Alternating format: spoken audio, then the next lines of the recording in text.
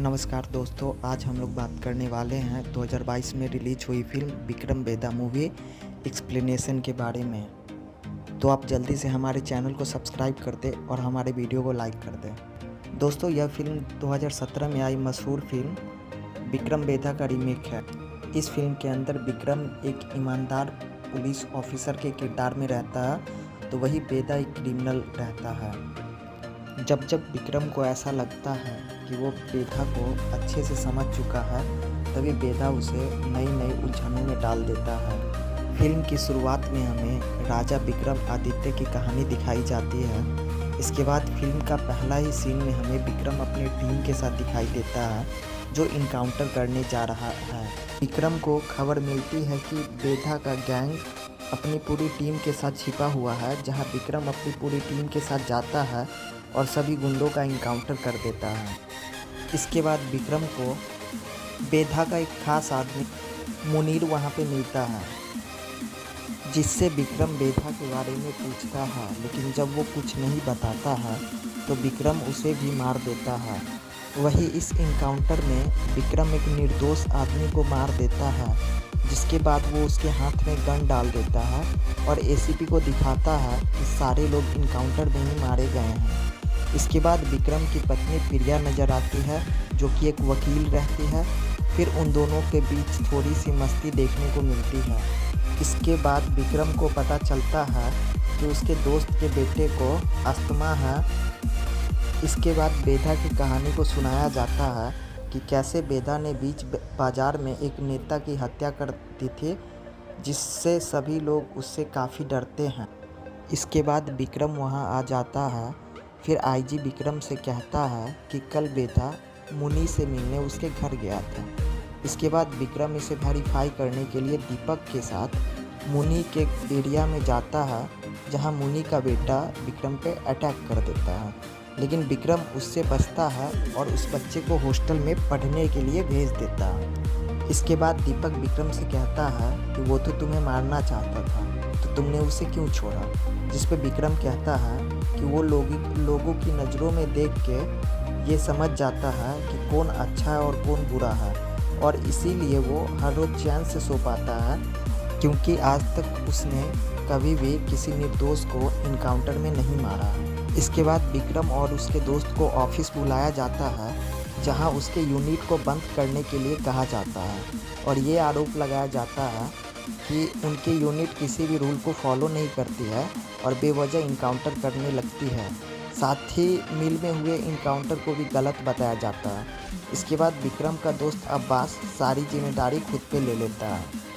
अगले ही सीन में विक्रम अपने दोस्त अब्बास के साथ ड्रिंक कर रहा होता है, जहां अब्बास उससे कहता है ना जाने आज तक उसने कितने लोगों को इनकाउंटर में मार डाला है, और इसी की सज़ा उसका बेटा भुगत रहा है। जिसके बाद विक्रम उसे समझाता है और हौसला देता है। इसके अगले ही सीन में आईजी सर विक्रम से कहते हैं कि बेदा एमकेबी नगर में कहीं छिपा हुआ है। इसके बाद विक्रम बेदा को पकड़ने के लिए अपनी टीम रेडी करता है, लेकिन अचानक से बेदा वहां खुद को पुलिस के हवाले कर देता है। इसके बाद पुलिस वाले बेदा से कई सारे सवाल करते हैं, लेकिन वो किसी भी सवालों का जवाब नहीं देता है।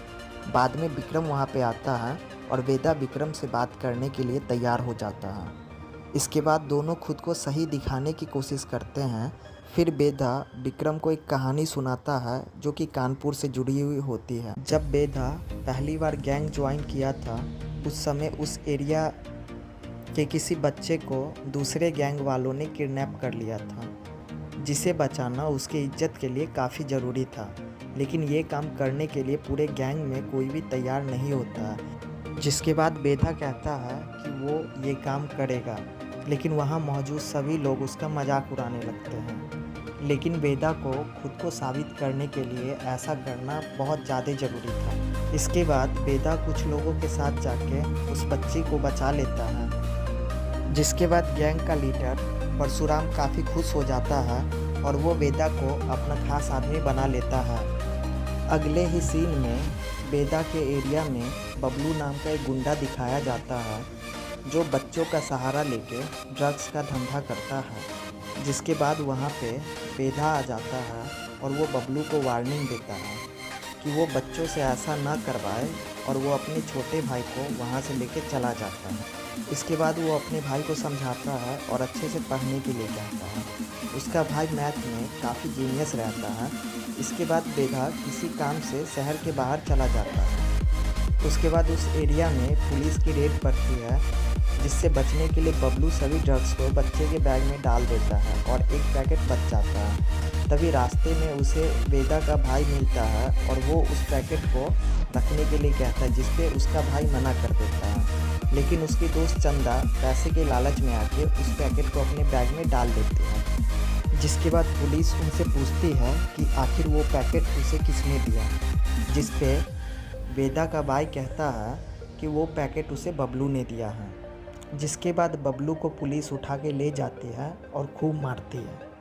इसके बाद बबलू जेल से वापस आता है और वो बेदा के भाई को पकड़ लेता है और उसके हाथ में गरम लोहे का सरिया घुसा देता है। फिर ये बात बेदा को पता चलती है और बेदा बबलू के तलाश में निकल जाता है। इसके बाद बेदा विक्रम से पूछता है कि उसे किसे सज़ा देना चाहिए, बबलू को या फिर शिव प्रकाश को, जिसके कहने पे बबलू ने ऐसा किया। जिस पे विक्रम कहता है कि अगर वो होता तो शिव प्रकाश को सज़ा देता, जिस पर बेदा हंसता है और कहता है कि उसने भी ऐसा ही किया। इसके बाद बेदा के वकील वहाँ बेदा के बेल पेपर को लेके आ जाती है और बेदा छूट जाता है। लेकिन विक्रम को ये सब देख के काफ़ी बुरा लगता है, क्योंकि वो वकील कोई और नहीं बल्कि उसकी पत्नी ही रहती है। इसके बाद विक्रम घर आके अपनी पत्नी पे काफ़ी गुस्सा करता है और उससे कहता है कि तुमने जिस बेधा को बचाया है वही क्रिमिनल है और अब तक उसने 16 लोगों को मारा है। इस पे प्रिया कहती है कि उसका काम बस केस लड़ना है, सज़ा देने का काम अदालत का है। इसके बाद विक्रम को उस मिल के इनकाउंटर की याद आती है और वो समझ जाता है कि उस मिल में जो निर्दोष आदमी मरा था वो और कोई नहीं बल्कि बेधा का ही छोटा भाई था, क्योंकि उसके हाथ में भी एक निशान था। इसके बाद विक्रम को उसके दोस्त अब्बास का एक फ़ोन आता है और कहता है कि उसे एक टिप मिली है कि एक फैक्ट्री में चंदा नाम की एक लड़की ड्रग डील करने वाली है। इसके बाद विक्रम को समझ में आता है कि अब्बास की जान खतरे में है, क्योंकि जिस इनकाउंटर में बेदा का भाई मारा गया था उसकी पूरी जिम्मेदारी अब्बास ने अपने ऊपर ली थी और इसीलिए बेदा उसे बहाने से बुलाया होगा।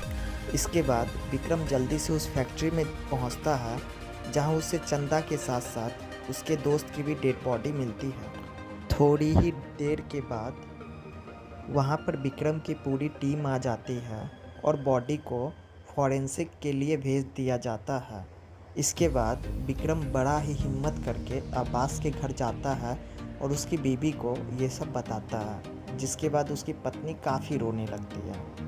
उसके अगले दिन प्रिया विक्रम को प्रूफ देती है कि जब अब्बास का खून हुआ था उस समय बेदा वहाँ नहीं बल्कि किसी फंक्शन में था। इसके बाद फॉरेंसिक से भी ये मालूम होता है कि चंदा के हाथ में जो गन मिली थी उसी से अब्बास की मौत हुई थी। इसके बाद इस केस को विक्रम से लेके सीआईडी को देने की बात होती है, जिससे विक्रम की पूरी टीम काफ़ी परेशान हो जाता है और आईजी सर विक्रम से कहते हैं कि वो कैसे भी करके बेदा का इनकाउंटर कर दे। इसके बाद विक्रम बेदा को पकड़ने का एक प्लान बनाता है।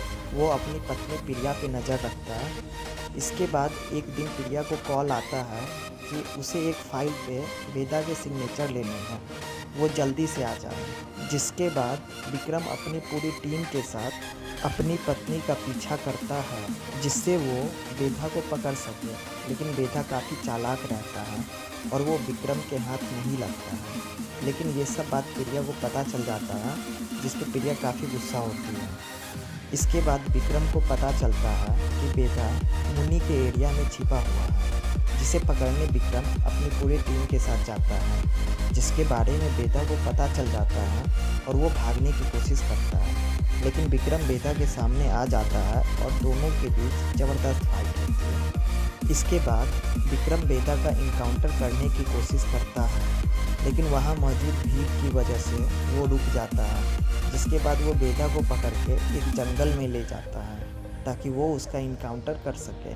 लेकिन बेदा मरने से पहले एक और कहानी सुनाना शुरू करता है, जिसमें बेदा अपने भाई के बारे में बताता है।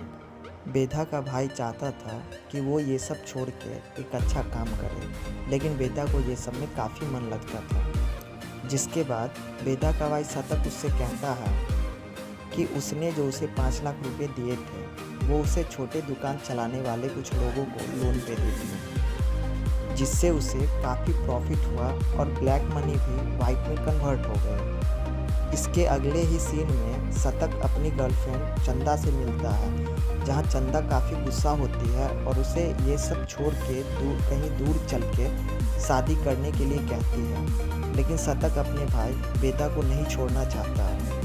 इसके बाद बेदा के लोग उससे कहते हैं कि मुंबई गैंग वाले उसके गैंग वालों को काफ़ी परेशान कर रहे हैं। बेदा को किसी अपने आदमी पे ही शक होता है। इसके बाद परशुराम वहां आता है और बेदा से कहता है, सुना है तुम्हारा भाई ब्लैक मनी को वाइट करता है और मुझे भी 1 करोड़ रुपए वाइट करवाने हैं। इसके बाद परशुराम के आदमी चंदा के घर पे 1 करोड़ रुपए रख देते हैं और जब ये बात शतक को पता चलती है तो वो जल्दी से चंदा के घर पे जाता है, लेकिन वहाँ पे चंदा नहीं रहती है और ना ही पैसा रहता है और सारा सामान बिखरा रहता है। जिसके बाद शतक अपने भाई बेदा के पास जाता है और वो उससे कहता है कि चंदा को किसी ने किडनैप कर लिया है। ये सुन के बेदा को लगता है कि परशुराम के आदमी ने ही ऐसा किया होगा। जिसके बाद वो परशुराम के आदमी को मारने के लिए चला जाता है, लेकिन परशुराम कहता है कि उसके आदमी का इन सब में कोई हाथ नहीं है और उसका पैसा उसे सूद समेत चाहिए। इसके बाद शतक के मोबाइल पे चंदा का कॉल आता है। चंदा उससे कहती है कि उसने इतने पैसे पहली बार एक साथ देखे थे, जिस वजह से वो लालच में आ गई थी और अब उसे एहसास हो गया है कि वो शतक के बिना नहीं रह सकते हैं, इसीलिए वो उन सभी पैसों को लेके आ रही है। वही ये सब देख के बेदा को भी काफ़ी गुस्सा आता है, लेकिन वो अपने भाई की वजह से चुप रहता है और कुछ नहीं कहता है। इसके बाद वो उन सभी पैसों को लेके परशुराम के पास जाता है, जिसके बाद परशुराम बेदा को चंदा को मारने के लिए कहता है, क्योंकि इससे उसकी इज्जत खराब हुई थी। इसके बाद बेदा विक्रम से पूछता है कि किसकी साइड लेनी चाहिए, जिस पे विक्रम कहता है कि अगर वो होता तो वो उसके भाई की साइड लेता। जिसके बाद बेदा कहता है कि उसने भी ऐसा ही किया और उसके और परशुराम के बीच गैंगवार शुरू हो गया, जिस वजह से बेदा अपने भाई और चंदा को मुंबई भेज देता है। इसके बाद बेदा विक्रम पर अटैक कर वहाँ से बच निकलता है। उसके बाद विक्रम अपने घर जाता है और वह ये सोच के काफ़ी परेशान रहता है कि उसने इनकाउंटर में पहला बार एक निर्दोष आदमी को मार डाला। इसके बाद विक्रम अपनी टीम से कहता है कि किसी ने जानबूझ के चंदा को टॉर्चर किया था और ऐसा करने का मकसद सिर्फ और सिर्फ शतक को वहाँ बुलाना था और अब्बास को जिस इन्फॉर्मर ने खबर दी थी उसने जान के अब्बास को वहाँ पे बुलाने के लिए खबर दी थी ताकि शतक की मौत हो जाए और पुलिस बेदा का दुश्मन हो जाए। अगले दिन विक्रम उस इन्फॉर्मर को ढूंढने निकलता है, तब तक उस इन्फॉर्मर को कोई मार दिया रहता है। फिर विक्रम को वहाँ एक और क्रिमिनल नज़र आता है, लेकिन जब तक वो उससे कुछ इन्फॉर्मेशन निकाल पाता तभी दीपक उसे गोली मार देता है। दीपक को ऐसा लगता है कि वो विक्रम को मार देता है। इसके बाद बेदा प्रिया से मिलता है और कहता है कि विक्रम को उसकी ज़रूरत पड़ने वाली है। प्रिया ये सब बात विक्रम से कहती है और उसे मिलने एक दुकान पे बुलाता है। तब विक्रम बेदा से मिलने उस दुकान पे जाता है, जहां उसकी बात फ़ोन पे बेदा से होती है। जिसके बाद बेदा बताता है कि बबलू ने ही उसके भाई को मुंबई बुलाया था। इसके बाद बेदा बबलू के पास जाता है और उसे काफ़ी मारता है और उसे उस मिल में ले जाता है। थोड़ी ही देर बाद विक्रम भी वहां आ जाता है और बबलू विक्रम को सब कुछ बताता है। इसके बाद बेदा बबलू को मार देता है, जिस पे विक्रम काफ़ी गुस्सा हो जाता है। विक्रम को ये जानना था कि बबलू ने आखिर अब्बास को क्यों मारा, जिस पे बेदा कहता है कि बबलू ने तो अब्बास को मारा ही नहीं, वो एक और कहानी सुनाना शुरू कर। जब उसके गैंग और परशुराम के गैंग के बीच गैंग वार चल रही थी, उस समय वो मुंबई आया था और वो अपने भाई से मिला था। फिर उसने कुछ बंदूक लिया और वापस चला गया और परशुराम के पूरे गैंग को ख़त्म कर दिया। जिसके बाद उसे पता चलता है कि बबलू और अब्बास दोनों हाथ मिलाया रहता है। अब्बास को उसने पैसे देके बेदा के सभी आदमी को इनकाउंटर में मरवा दिया था। ये सुन के विक्रम को बिल्कुल भी यकीन नहीं होता है, जिस पर बेदा कहता है कि अब्बास को पैसों की ज़रूरत थी, इसीलिए वो पैसे लेके बबलू के लिए ऐसा करता था। लेकिन अब्बास को किसने मारा ये पहेली अब तक सॉल्व नहीं हुई। लेकिन विक्रम फिर पता लगा ही लेता है कि अब्बास को और कोई नहीं बल्कि उसी की टीम ने ही मारा था। दरअसल बबलू विक्रम को छोड़ के उसके पूरे टीम को 50 लाख देता है ताकि वो बेदा को मार सके। लेकिन चंदा की मौत के बाद अब्बास का ज़मीर जाग जाता है और वो आईजी सर की टीम से अलग हो जाता है। इसीलिए आईजी सर और उसकी पूरी टीम ने मिलकर अब्बास को मार दिया ताकि किसी को उन सभी की असलियत मालूम न चल सके। इसके बाद विक्रम की पूरी टीम वहाँ पे आ जाती है और विक्रम पे अटैक कर देती है, जहाँ बेदा आ जाता है और विक्रम को बचाता है और विक्रम के सभी टीम मेंबर को मार देता है। और अंत में विक्रम और बेदा एक दूसरे के सामने गन लेके खड़े हो जाते हैं और यह फिल्म ख़त्म हो जाती है।